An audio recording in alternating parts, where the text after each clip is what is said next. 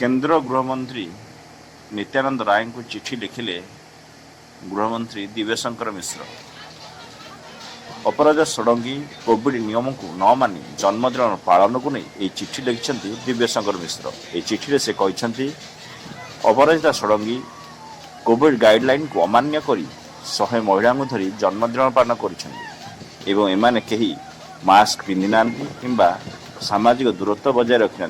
बारंबार प्रधानमंत्री सामाजिक दूरत्व एवं मास्क पिंधा कहला बेले अपराजिता षडंगी किंतु बारंबार यही कोविड नियम को उल्लंघन कर चलती ना 3टी केस दि जाइए। तथापि बारंबार सचेतन करागले से कोविड गाइडलाइन को मानुना।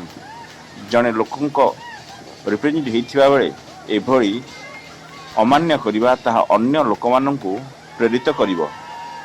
तेणु प्रधानमंत्री एवं गृहमंत्री को दिव्यशंकर मिश्र दृष्टि आकर्षण करिसेंती जे बर्तमान भुवनेश्वर महामारी दे गति करुच्ची। 109 जन जीवन जीवा सहित 5 जन कोविड योद्धा जीवन जाइए।